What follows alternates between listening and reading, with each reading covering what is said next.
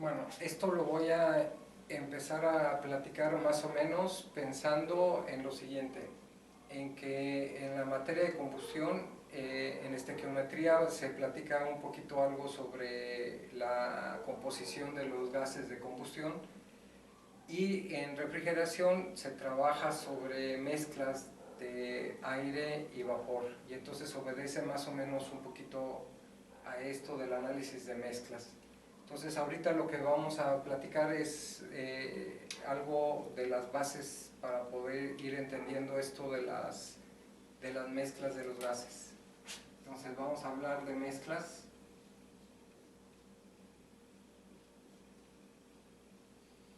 Y dentro de esto, muy concretamente, vamos a decir que vamos a tener prácticamente dos modelos que se pueden estar atendiendo, o dos puntos de vista, ¿sí?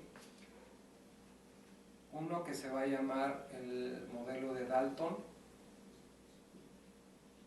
y otro que se va a llamar el modelo de Amagat.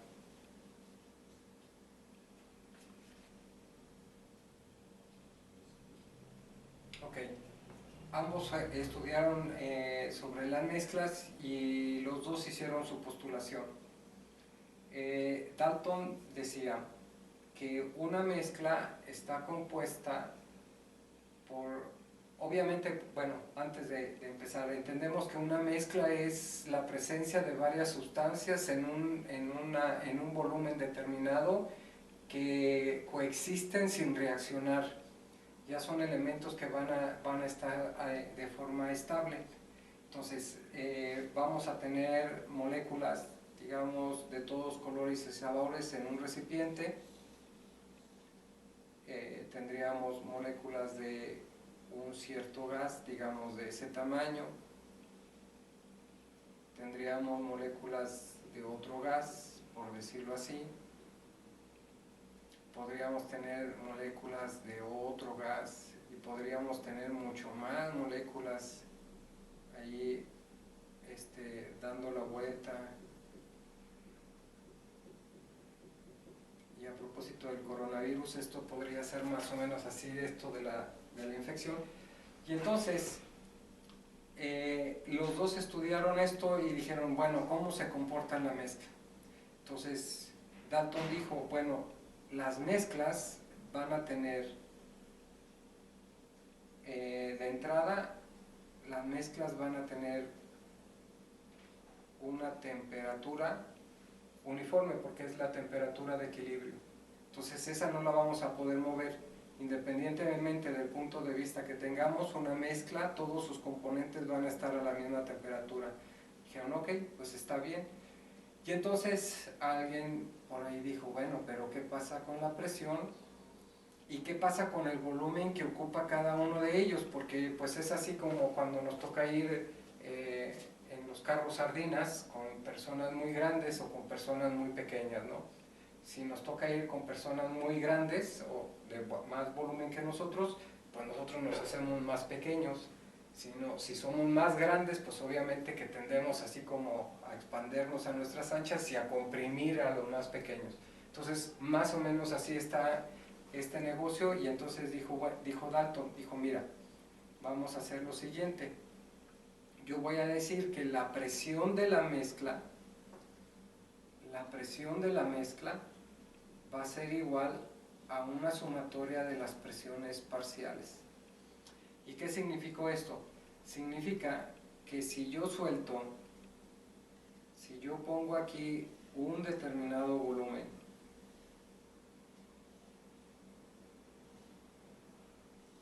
y en ese volumen suelto esta cantidad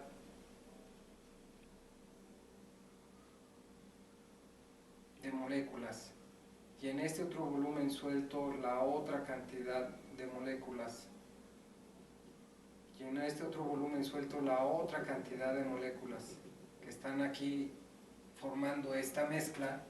Bueno, pues cada una de ellas, ocupando el mismo volumen, va a generar una presión parcial. De tal manera que si sumo cada una de las presiones parciales, me tiene que dar la presión de la mezcla. Y entonces así se formó el modelo de Dalton o de las presiones parciales. Pero de repente por ahí otro, que fue Amagat, dijo, a ver, espérate, ¿qué te parece si la pintamos al revés? Dijo, yo voy a tener un recipiente, cualquiera que sea, como por ejemplo un globo, y si al globo yo lo puedo inflar con la misma cantidad de moles, a la misma presión, ¿sí?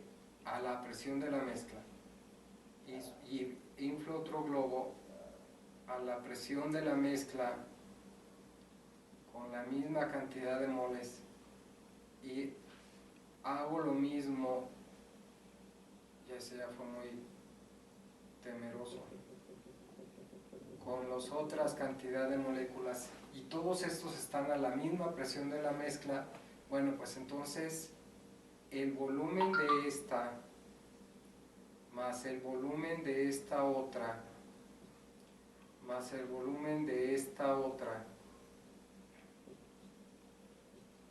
me va a dar como resultado el volumen de la mezcla. Y entonces estos son los dos modelos que se trabajan para poder obtener las propiedades de la mezcla, desde el punto de vista de Dalton y desde el punto de vista de Amagat. De tal manera que así como Dalton dijo que la presión de la mezcla es la sumatoria de las presiones parciales, Amagat dijo que el volumen de la mezcla va a ser igual a la sumatoria de los volúmenes parciales de cada uno de los componentes que está formando la mezcla. Obviamente esto sometido a la misma presión de la mezcla y acá en el mismo volumen que ocupa la mezcla originalmente. Esos son los dos modelos a los que vamos a estar haciendo referencia y con los que nos vamos a apoyar para resolver los problemas. Bien, voy a ir viendo esto para no perderme y no emocionarme e irme por otro lado. Uno de los conceptos que vamos a utilizar muy frecuentemente es la definición del número de moles, que ya habíamos platicado algo al respecto, y si no, pues desde secundaria creo que deberían de haber visto que el número de moles es igual a la masa entre la masa molar o el peso molecular de la mezcla. Esa es una definición que nos va a servir bastante para nosotros sacar las relaciones que vamos a tener. Bien, ¿cómo vamos a evaluar la masa de la mezcla? La masa de la mezcla.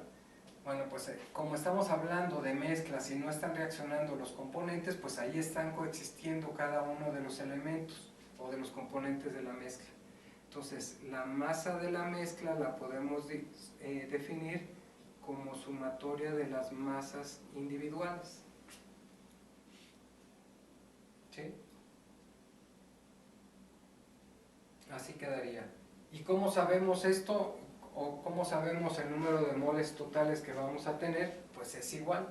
El número de moles de la mezcla sería igual a la sumatoria de los números de moles que están ahí presentes. Es evidente, no están reaccionando, están mezclados, están existiendo en el mismo volumen, bajo la presión de la mezcla y a una temperatura de equilibrio.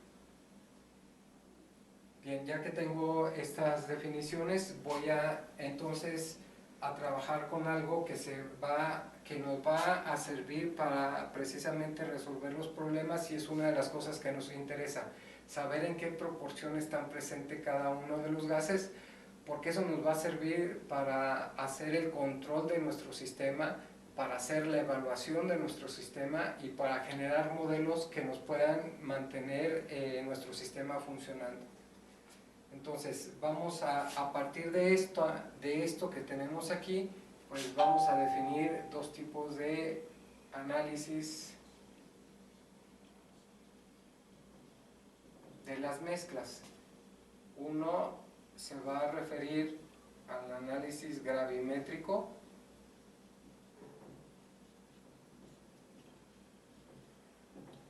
y otro se va a referir al análisis molar.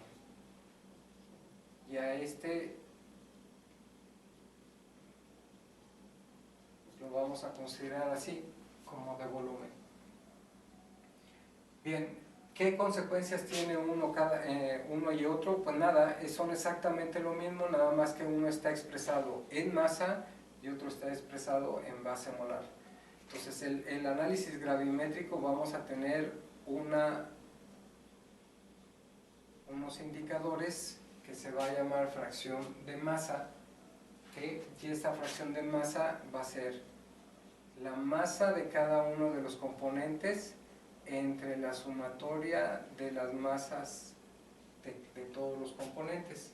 Es decir, si yo tengo aquí 3 componentes, 1 kilo de oxígeno, 2 kilos de dióxido y 3 kilos de nitrógeno, bueno, pues sería 1, 2 y 3, estaríamos hablando de 6 kilos en total. Entonces estaríamos hablando que para el primer componente, que sería de 1 kilo, sería 1/6 su fracción de masa. Para el otro, que serían 2 sextos su fracción de masa, y el otro sería 3/6 su fracción de masa. Así quedaría, y eso sería la forma en que lo vamos a expresar. Mientras que para el análisis molar lo podemos expresar ya sea en volumen o en el número de moles. Entonces normalmente lo vamos a expresar como la fracción molar, y esta fracción molar va a ser el número de moles de cada uno de los componentes entre el número de moles totales de la mezcla. ¿Sí? Algo muy parecido a pero aquí nada más la diferencia va a ser que uno va a estar expresado en función del número de moles. Bien, aquí vamos a tener ya nada más que empezar a jugar con un poquito de las relaciones para poder trabajar ya sea con esta o con esta. ¿Sí? Entonces, la otra cosa que nos estaría haciendo falta sería definir cuánto vale la masa molar de la mezcla. Entonces, la masa molar de la mezcla, bueno, lo voy a escribir. De aquí, si de aquí despejamos la masa molar, nos va a quedar que sería igual a la masa entre el número de moles. Si estamos hablando de la mezcla, pues sería la masa molar de la mezcla, sería la masa de la mezcla entre el número de moles de la mezcla. Pero la masa de la mezcla, aquí sería la sumatoria de las masas individuales entre el número de moles totales. ¿Sí? Y cada una de estas componentes, de acuerdo a esta expresión que tenemos aquí, pues podemos adicionar que el número de moles de cada uno de los componentes sería igual a la masa de ese componente entre la masa molar de ese componente. Ese sería el número de moles que estaría presente en la mezcla. De tal manera que si de aquí despejamos la masa de cada uno de los componentes, nos quedaría el producto del número de moles por la masa molar. Entonces esto sería igual a la sumatoria del número de moles por su masa molar entre el número de moles totales. Y de aquí podemos ver que esto nos quedaría, ¿sí? Esto nos quedaría, digamos, N1 o sea, la masa de un componente, el número de moles de un componente por su masa molar entre el número de moles totales. Y el número de componentes, el número de moles de un componente entre el número de moles totales nos daría la fracción molar. Entonces sería igual a la sumatoria de las fracciones molares por la masa molar de cada uno de los componentes. De tal manera que si yo tengo esta situación, ¿qué necesito? Pues obviamente necesito conocer cuánto vale la fracción molar de cada uno de los componentes. ¿Por qué? Porque la masa molar la puedo obtener con las tablas, con la tabla periódica, la masa molar de cada uno de los átomos que van a estar presentes en los componentes. Entonces esta es una de las cosas que vamos a estar ocupando. Bien, enseguida, luego vamos a hablar sobre cómo encontrar, o vamos a tener que encontrar relaciones entre la fracción molar y la fracción de masa. Eso lo vamos a ver enseguida.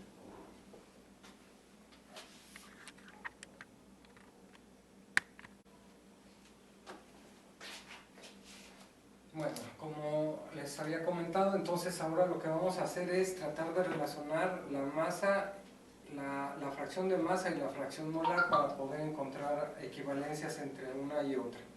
Entonces de aquí podemos, de esta parte, la fracción molar va a ser igual al número de moles, ¿sí? Entre el número de moles de cada uno de los componentes entre su número de moles totales. Si el número de moles lo podemos expresar de esta manera, nos quedaría MI entre MI sobre M entre M. Si esto lo ordenamos, nos quedaría MI por M entre M por MI. Y MI entre M, pues obviamente es la fracción de masa, la masa molar de la mezcla entre la masa molar de cada uno de los componentes. Así, nos quedaría de esa manera. Entonces, para cualquier componente de la mezcla, pues vamos a necesitar su fracción de masa, la masa molar de la mezcla y la masa de ese componente que estamos haciendo el análisis para encontrar su equivalente de la fracción de masa. Bien, entonces no habrá que olvidar que la presión de la mezcla que damos va a ser igual a la sumatoria de las presiones parciales, y la sumatoria de las presiones parciales, esta la podemos expresar como la sumatoria de las fracciones molares y por la presión de la mezcla, ¿sí? Y lo mismo va a pasar que el volumen de la mezcla va a ser igual a la sumatoria de los volúmenes parciales, y los volúmenes parciales pues obviamente va a ser igual a las YFI por el volumen de la mezcla, y eso es lo que vamos a estar trabajando.